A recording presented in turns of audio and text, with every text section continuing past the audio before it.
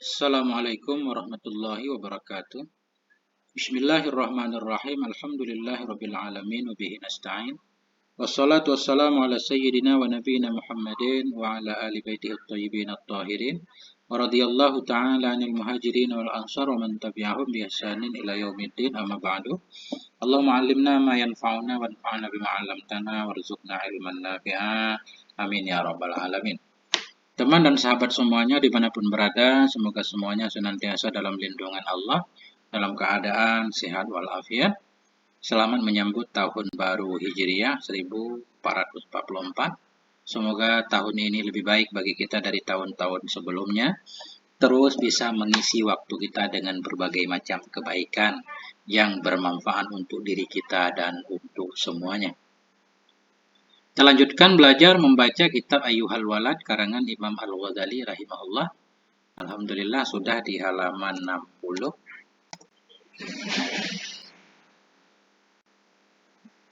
Qala al-musannifu rahimahullah wa nafa'ana bi 'ulumihi amin ya rabbal alamin. Ayyuhal walad, wahai anak yang mulia, qad 'alimta min hatainil hikayataini, sungguh engkau telah tahu dari dua cerita ini.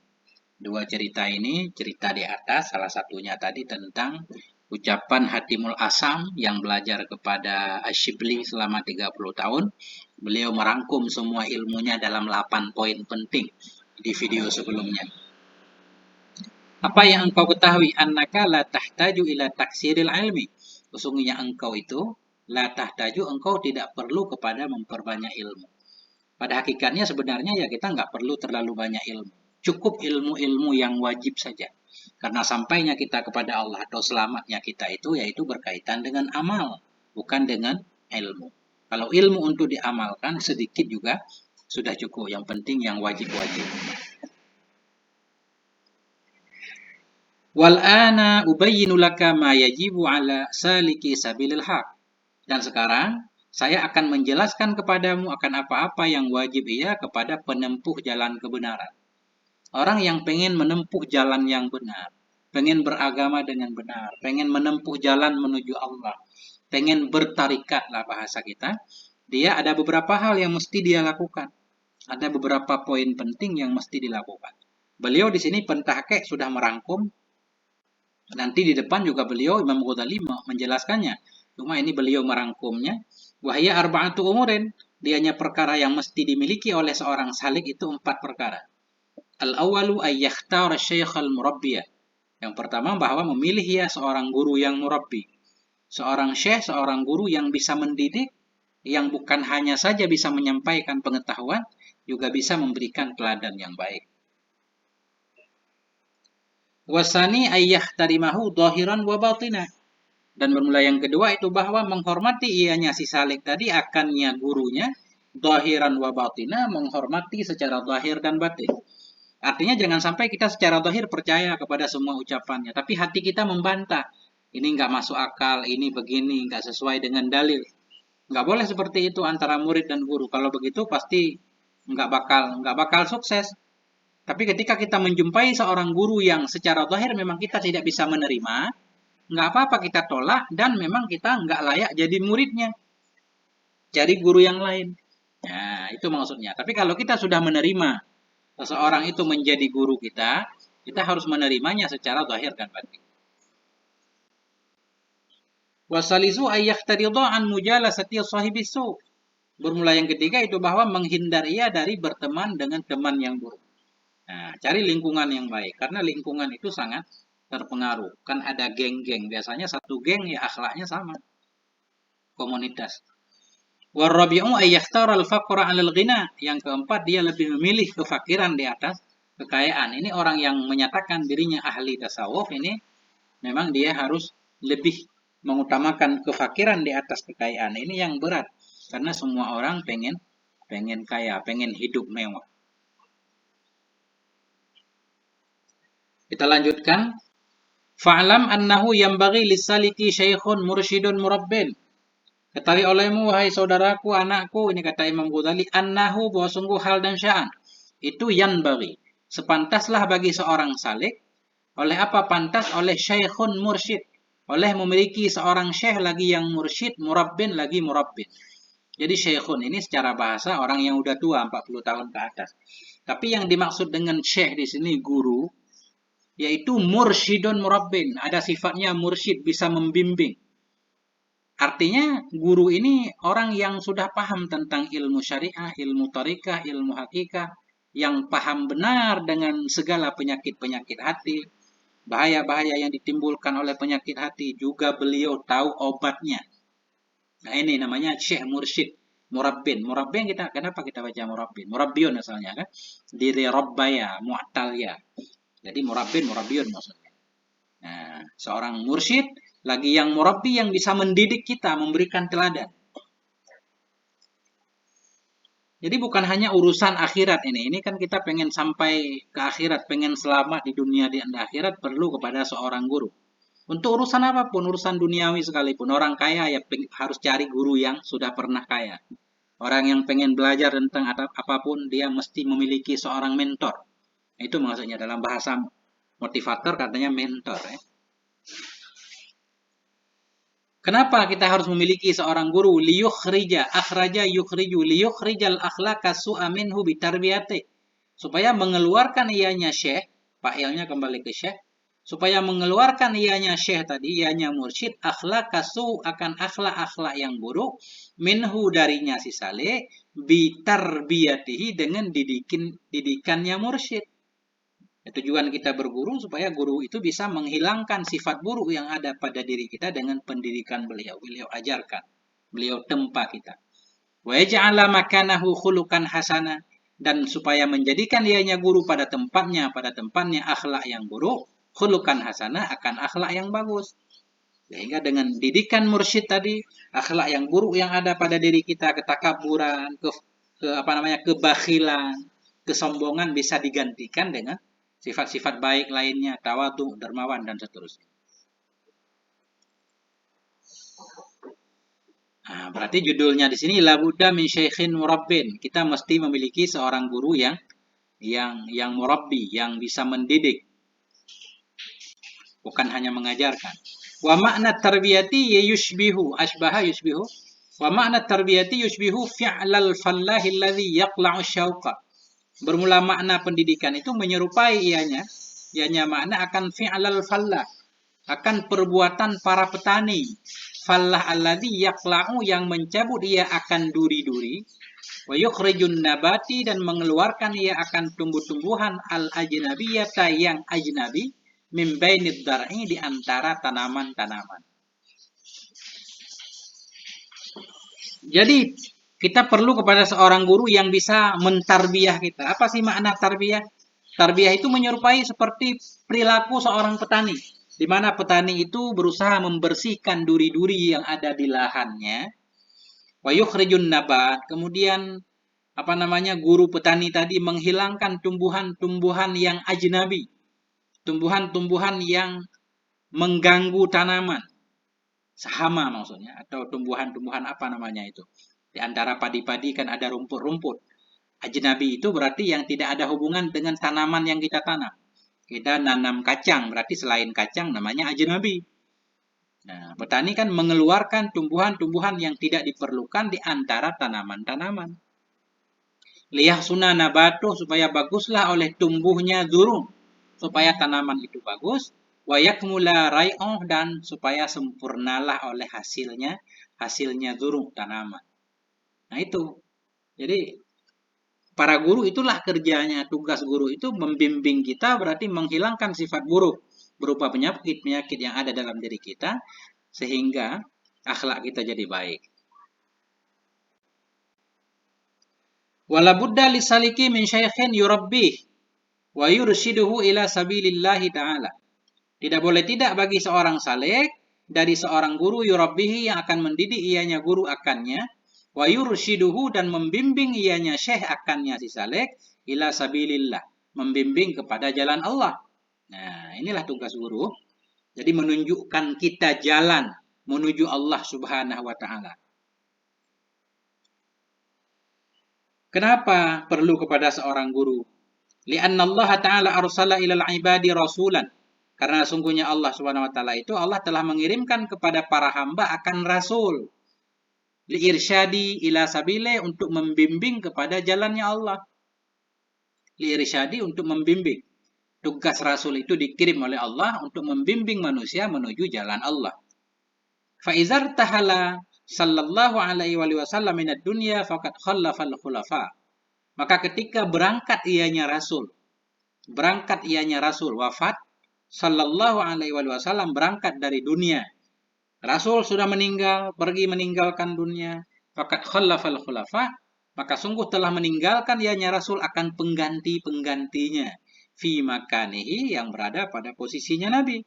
Hatta yursyidul khalaiqa, hingga membimbing oleh mereka para khulafa akan makhluk-makhluk Allah ilallah, kepada Allah. Nah, makanya kata dalam satu hadis, apa kata para ulama? Al-ulama warasatul anbiya. Ulama itu pewaris para nabi. Artinya mereka punya tugas seperti tugas kenabian, membimbing umat. Sekarang syarat seorang guru, tanda-tandanya guru. Wa syartu syekhil ladzi yasluhu ayyakuna naiban li Rasulillah. Bermula syarat seorang guru yang pantaslah oleh bahwa ada ia. Yasluhu fa'ilnya ayyakuna. Bermula syarat seorang syekh alladzi, yang pantaslah oleh bahwa ada ianya syekh itu pengganti bagi Rasulullah sallallahu alaihi wasallam, ayyakuna aliman. Itu bahwa ada ianya syekh itu yang pertama alim. Ya, karena tadi seorang guru itu menggantikan tugas Rasul, maka seseorang yang layak menjadi Rasul, bukan menjadi Rasul, menjadi guru sebagai pengganti Rasul, itu harus alim. Yang pertama alim, paham tentang urusan agama khususnya. Syarat guru harus alim. La anna kulla alimin yasluhu lahu. Tidaklah bahwa sungguh setiap orang alim itu pantas orang alim lahu baginya guru. Guru itu disyaratkan alim, tapi tidak setiap orang alim itu pantas kita jadikan sebagai guru. Nah, itu, kan?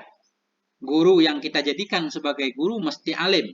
Tetapi tidak semua alim itu pantas untuk jadi guru kita. Karena selain alim, syarat jadi guru itu ada syarat-syarat yang lain. Ini beliau akan menjelaskan. Wa inni ubayyinu laka ba'da alamatihi ala sabilil ijmal. Dan sesungguhnya saya itu ubayyinu, akan saya jelaskan kepadamu akan sebahagian tanda-tandanya guru ala sabilil ijmal, di atas jalan umum global. Secara umum beliau akan menjelaskan apa itu tanda-tanda seseorang layak dijadikan guru. Hatta la yadda'iya kullu ahadin annahu mursyid. Saya akan menjelaskan kepadamu sebahagian tanda-tandanya mursyid. Sehingga tidak mengaku-ngaku oleh setiap orang bahwa sungguhnya orang itu mursyid. Jadi Imam Al-Ghazali rahimahullah memberikan kriteria khusus terhadap seseorang yang pantas jadi mursyid. Supaya tidak secara gampang semua orang mengaku dirinya sebagai seorang mursyid tarikat. Nah, ini berkaitan dengan ilmu tasawuf, akhlak. Kalau tentang nahwu mah bebas, kan, kita belajar tentang nahwunya, bukan meneladani akhlaknya. Belajar ilmu alat mah bebas di mana aja. Fanaqulu, maka kami berkata, huwa mayu'ridu an hubbid dunya wa hubbil jah. Huwa, dianya si mursyid, itu siman yang berpaling ia dari cinta dunia dan dari cinta kehormatan. Ini yang berat. Yang pertama yang kita jadikan guru yaitu seorang yang tidak cinta kepada dunia, yang tidak cinta kepada harta, yang tidak cinta kepada pangkat, karena pangkat jabatan, kepopuleran, nama baik dan segala macamnya ini masuk bagian dari dunia. Nah, tidak cinta dunia, tidak cinta pangkat, terkenal dan seterusnya. Wa kana qad taba'a li syakhsin basirin yatasallalu mutaba'atuhu ila sayyidil mursalin. Dan ada ianya mursyid itu sungguh telah mengikuti ia bagi seseorang yang basir. Yang basir ini yang alim juga. Ada ianya mursyid tadi itu, dia memang sudah pernah mengikuti bagi seseorang yang lain, basirin, yang orang lain juga alim. Yatasalsalu mutaba'atuhu, yang bersambung-sambunglah oleh mengikutinya si mursyid ila sayyidil mursalin, hingga kepada junjungan alam Nabi kita Muhammad sallallahu alaihi wasallam.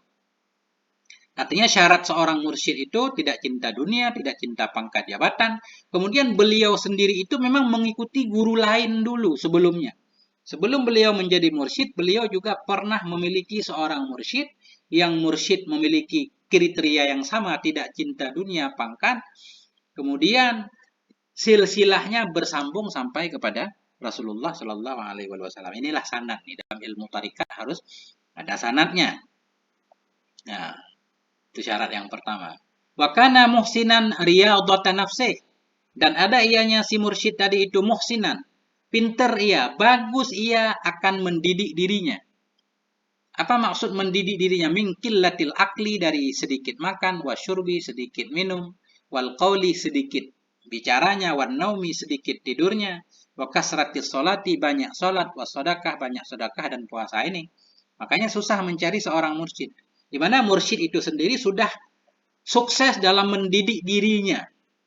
Nah, jadi riyadhah dalam ilmu tasawuf maknanya ya kurang makan, kurangi minum, kurangi pembicaraan, banyak sholat, puasa, zakat, sedekah dan semuanya.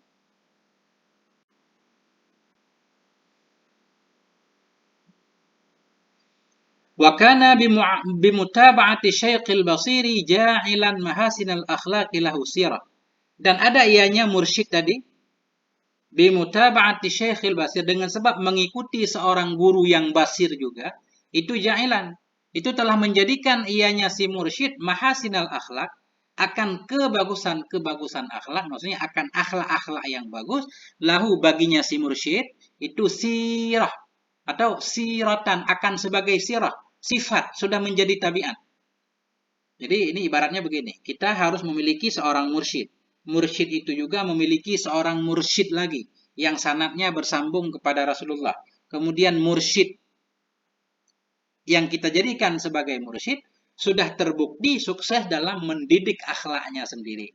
Wakana, dan ada ianya mursyid. Mursyid kita yang pertama dengan sebab mengikuti syekh yang basir. Mursyid yang kita jadikan sebagai mursyid, di mana beliau punya mursyid lagi. Ada ia dengan sebab mengikuti guru yang basir tadi, itu menjadikan ia akan kebagusan akhlak baginya sebagai satu sifat. Artinya akhlak guru kita itu sudah benar-benar jadi tabiatnya memang mengandung berakhlak dengan akhlak yang baik, disebabkan beliau sudah pernah belajar sebelumnya ke gurunya. Qasabri wa syukri, seperti bersabar dan syukur. Ini seorang guru ini memang guru yang penyabar. Mursyid harus penyabar, memiliki sifat sabar, memiliki sifat syukur, tawakul, seperti bertawakal, wal yakin, punya keyakinan yang bagus, wasakhawah, dan seperti dermawan, wal qanaah, qanaah, menerima apa adanya, wa tu'maninatin nafsi, seperti ketenangan jiwanya, enggak mudah galau goncang dengan urusan-urusan yang tidak penting. Wa hilmi, dan seperti hilmi. Hilmi ini bukan hanya sekedar penyabar, hilmi ini artinya yang bisa mengendalikan emosi. Ya, hilmi ini qadimul ghaid, orang yang bisa menahan marahnya, mengendalikan amarahnya.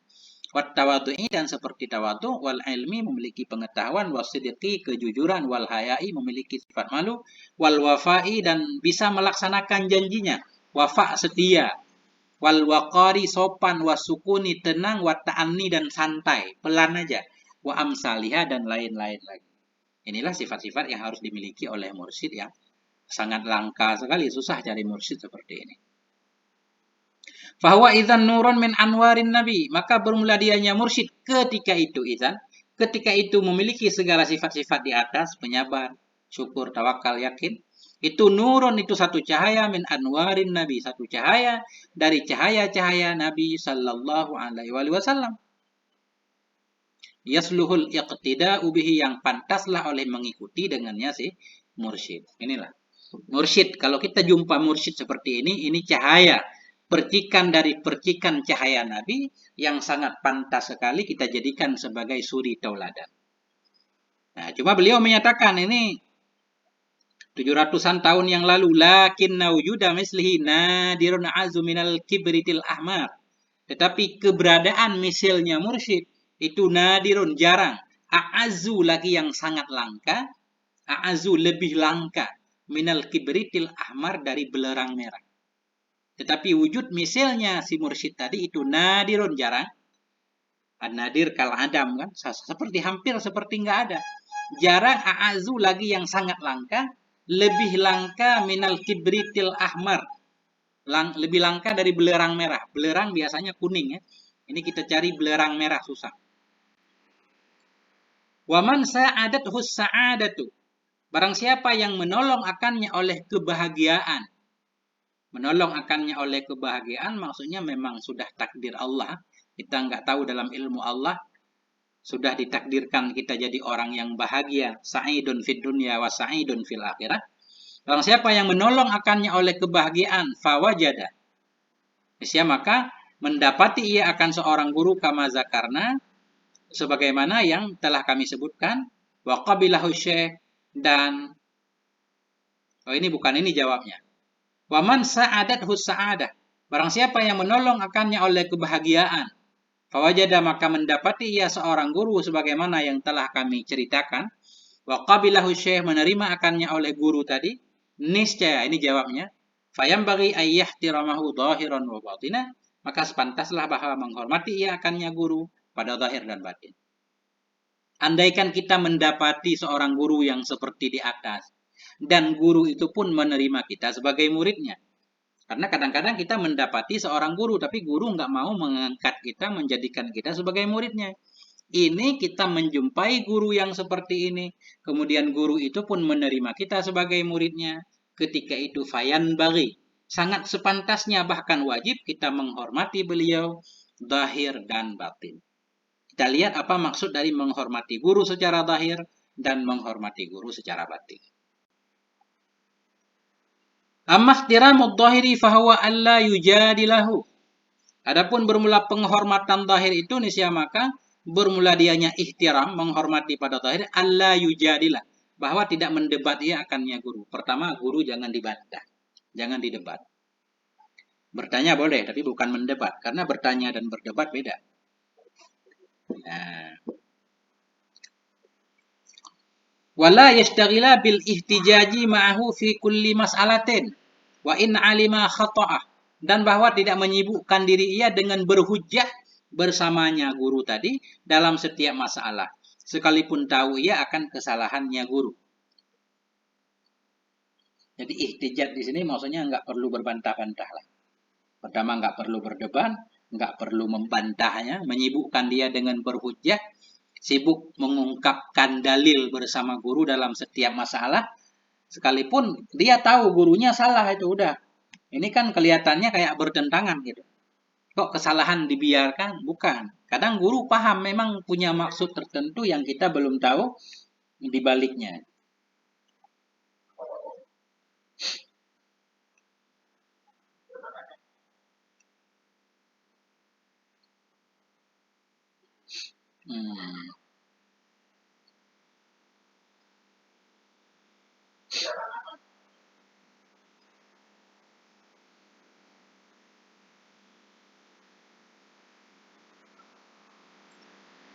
Jangan menyibukkan, tidak menyibukkan ya bil ihtijaj. Ihtijaj ini dengan membawakan hujah bersamanya si guru dalam setiap masalah.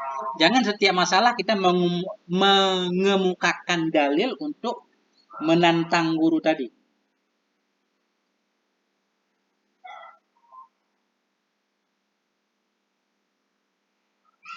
Wa in alima khata'a, sekalipun mengetahui ia akan kesalahannya guru. Maksudnya sekalipun secara zahir kelihatan guru kita itu salah.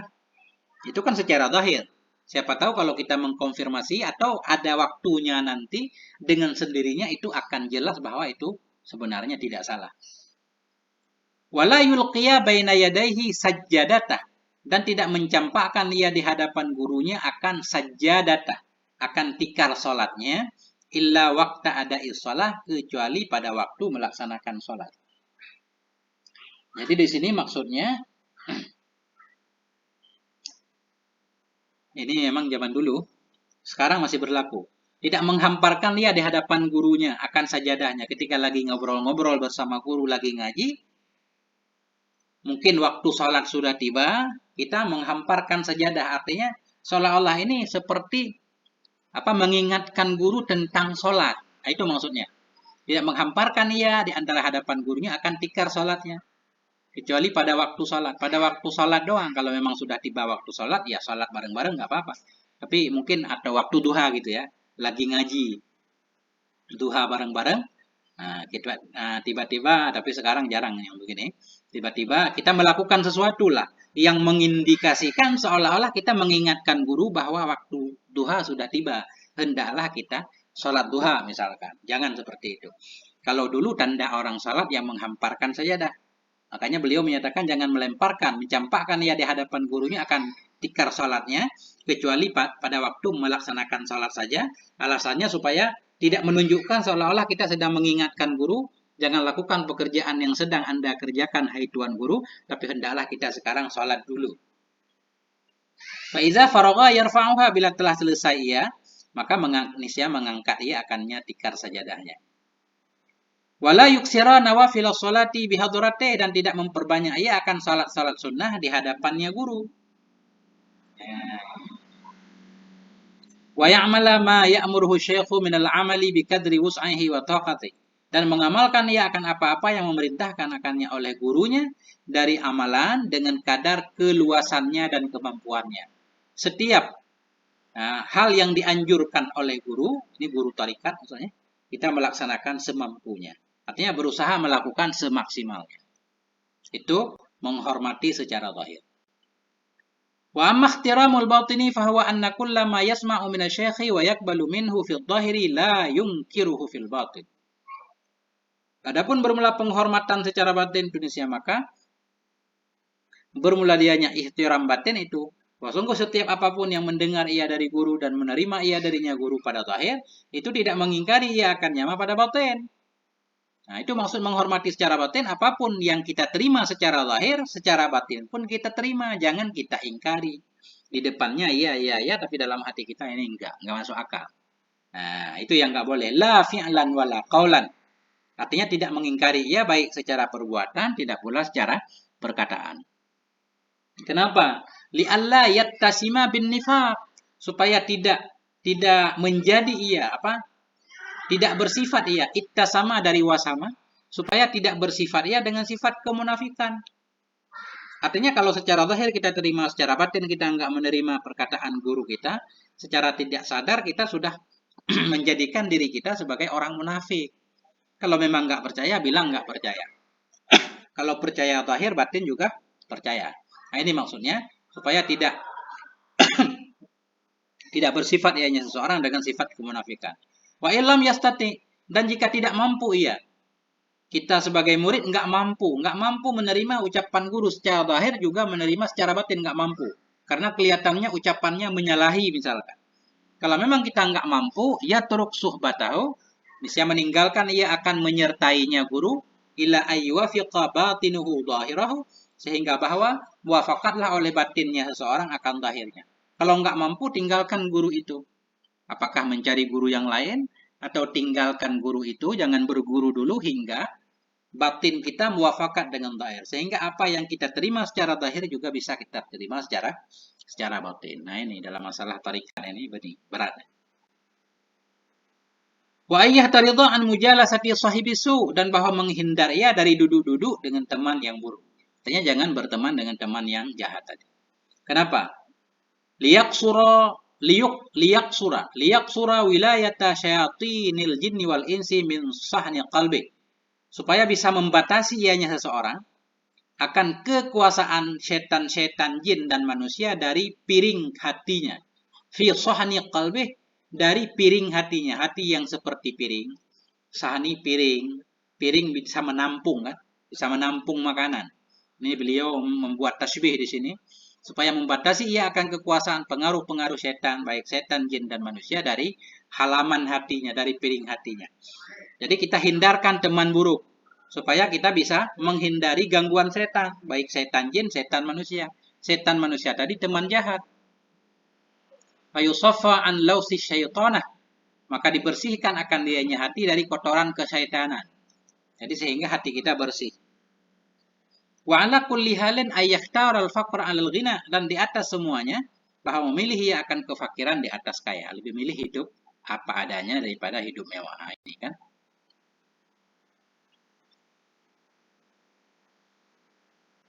Summa i'lam, kemudian ketahui olehmu wahai anakku, annat tasawufa lahu kaslatani.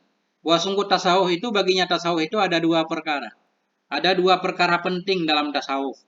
Al-istiqamatu was sukun. Yang pertama istiqamah, yang kedua sukunu anil khalqi.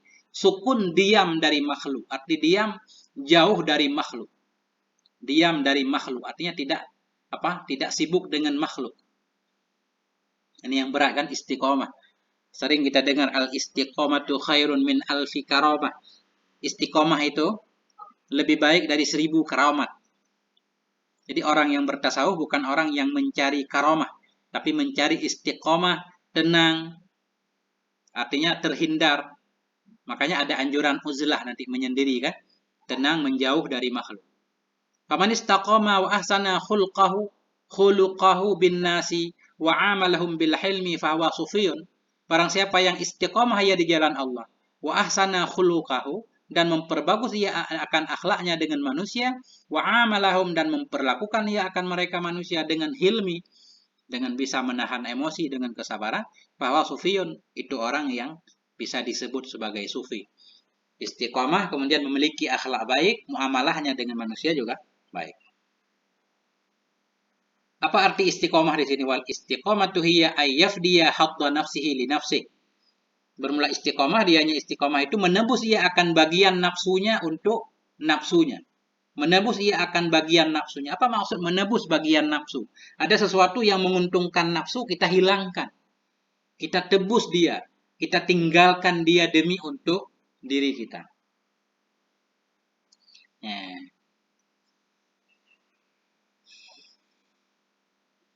Wa husnul khuluqi bin nasi huwa alla tahmilan nasa ala muradi nafsik.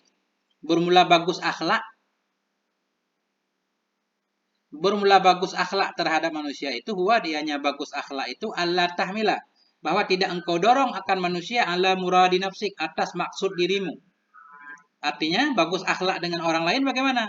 Kita tidak mendorong orang untuk mengikuti keinginan kita. Harus semua sesuai dengan keinginan kita, enggak. Bal tahmilu nafsaka.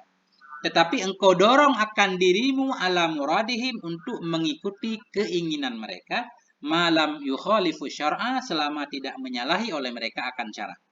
Jadi enggak harus semua orang mengikuti keinginan kita. Boleh kita mengikuti keinginan orang lain selama keinginannya tadi tidak menyalahi syariat.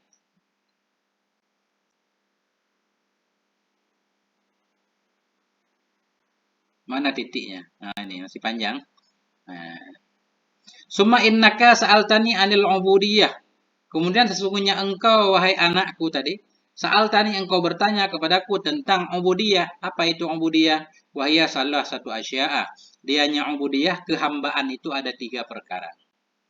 Ahaduha, yang pertama dari 3, muhafazatu amri syar'i. Menjaga urusan agama. Menjaga perintah agama, larangan agama. Itu masuk dalam kategori hamba. Seorang hamba yang sebenarnya, yang mengaku dirinya sebagai hamba Allah, pertama harus menjaga perkara agama. Karena agama ini kan perkara Allah nih. Nah, kita baru jadi hamba Allah yang baik, yang menjaga urusan agama. Wasaniha, yang kedua, aridha'u bil qada' wal qadar wa qismatillah. Rela dengan segala qada dan qadar, dan dengan pembagian Allah Subhanahu wa ta'ala. Jadi orang tasawuf itu enggak ada cerita menggerutu, mengeluh, protes, atau tidak rela dengan rezekinya. Enggak ada iri, hasud, dengki, enggak ada. Wasalisuha, yang ketiganya, tarku ridha'i nafsik, meninggalkan kerelaan dirimu dalam mencari ridha Allah Subhanahu wa ta'ala, mengutamakan Allah dari dirinya. Itu baru sifat hamba. Wasa'altani anit tawakkul, dan engkau bertanya kepadaku, hai anakku, tentang tawakal. Wahwa, dianya tawakal itu antastahkima tiqadaka billahi ta'ala fima wa'ada. Dianya tawakal itu bahwa engkau kuatkan akan keyakinanmu terhadap Allah pada apa yang telah menjanjikan dianya Allah. Ini arti tawakal, bahasa kita menyerahkan diri, menyerahkan urusan kita kepada Allah. Artinya kita menguatkan i'tikadmu. Engkau percaya benar terhadap janji Allah. Yakni anta takida annama qaddara laka sayasilu ilaika la mahala. Yakni bermaksud ya musannaf, bahwa engkau beriktikad, engkau punya keyakinan bahwa sungguh apapun yang telah ditakdirkan akan dianya apapun untukmu, saya silu. Itu akan sampai ia kepadamu, la mahalah, tidak boleh tidak. Itu arti kita menguatkan keyakinan kita terhadap Allah, terhadap apa yang telah Allah janjikan, artinya apapun yang Allah takdirkan untuk kita mesti akan sampai kepada kita, mesti akan terjadi, tidak ada cara untuk menghindarinya. Wa ini jitahada man fil alami ala sorfihi angka. Sekalipun bersungguh-sungguhlah oleh orang-orang yang ada dalam alam ini untuk memalingkannya dari engkau. Walaupun seluruh alam, jin dan manusia berkumpul berusaha untuk menghindarkan diri kita dari takdir Allah, nggak bakal bisa. Wa malam yaktab laka la yasila ilaika. Nah, ini kita atas kepada makudira, kita punya keyakinan. Engkau meyakini bahwa sungguh apapun yang tidak dituliskan untukmu, la yasila, tidak akan sampai ia kepadamu. Kalau yang memang tidak ditakdirkan, nggak akan sampai. Wa insa adaka jami'ul alam. Sekalipun menolong akan engkau oleh seluruh alam. Ini tawakal. Wa sa'altani anil ikhlas. Engkau bertanya kepadaku tentang ikhlas. Wahwa dianya ikhlas itu antakuna a'maluka kulluha lillah. Bahwa adalah amalmu kulluha, seluruhnya amal itu lillah, karena Allah Subhanahu wa taala. La yartahu qalbuka bimahamidin nas. Tidak berbunga-bungalah, tidak mekarlah oleh hatimu dengan pujian-pujian manusia. Artinya tidak senanglah oleh hatimu dengan pujian manusia. Kenapa enggak senang? Karena engkau memang tidak mencari pujian. Wala ta'sa bimadzammihim, dan tidak putus asa ianya. Wala ta'sa, dan tidaklah engkau kecewa, engkau putus asa bimadzammihim, dengan celaan mereka. Nah, ini arti ikhlas, berarti melakukan apapun bukan karena pengaruh orang lain, mau dipuji, mau dihina, segala macam ya biasa aja. Tujuan Allah Subhanahu wa taala. Wa alam, ketahui olehmu, annar riya'a yatawalladu min ta'dhimil khalqi. Ketahui olehmu bahwa sungguh riya itu yatawalladu, lahir ianya riya. Muncul ia dari mengagungkan makhluk. Ketika kita menganggap besar orang lain, menganggap besar selain Allah, ketika itu muncul riya. Seperti orang yang melakukan sesuatu karena pamer terhadap seseorang. Karena dia merasa orang itu hebat kalau dilihat dia.